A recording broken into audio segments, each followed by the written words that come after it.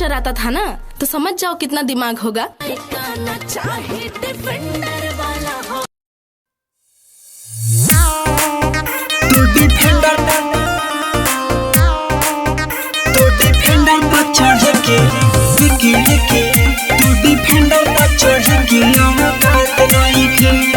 Music by Kundan Raj, mix by Sonu Sajan Yadav.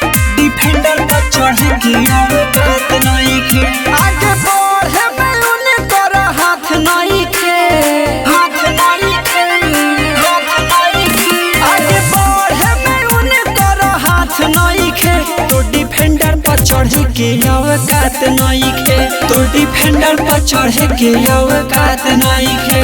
कख सारी भैया बोले तो के लात नहीं खे, तो डिफेंडर पर चढ़ के औकात नहीं खे, तो डिफेंडर पर चढ़ के औकात नहीं खे, तो डिफेंडर पर चढ़ के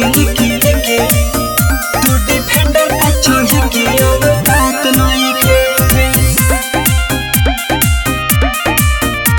डिफेंडर पर चढ़ के औकात नहीं खे।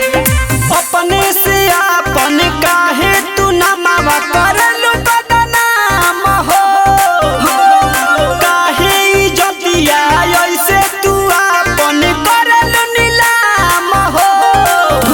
अब नया पतू काहे ऐसे सती बनेलू, तोहर चाल देखी लागता कि अति करेलू, लागे तोहरा लागे तना को दिमाग नहीं खे, तो डिफेंडर पर चढ़ के औकात नहीं खे, तो डिफेंडर पर चढ़ के औकात नहीं खे, तो डिफेंडर पर चढ़ के औकात नहीं खे, तो डिफेंडर पर चढ़ के तो डिफेंडर पर चढ़ के औकात नहीं खे, मिक्स बाय सोनू साजन यादव।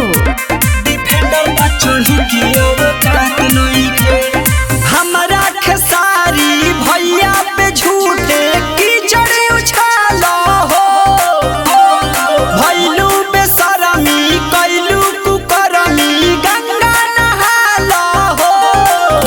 सुनो सुनो ये हो काजल राघवानी हो, ढेरे अपना के बनो नसियानी हो, तोरा गलती के कोनो बबी माफ नहीं खे, तो डिफेंडर पर चढ़ के औकात नहीं खे, तो डिफेंडर पर चढ़ के औकात नहीं खे, तो डिफेंडर पर चढ़ के औकात नहीं खे। महादेवा रिकॉर्डिंग स्टूडियो पटना।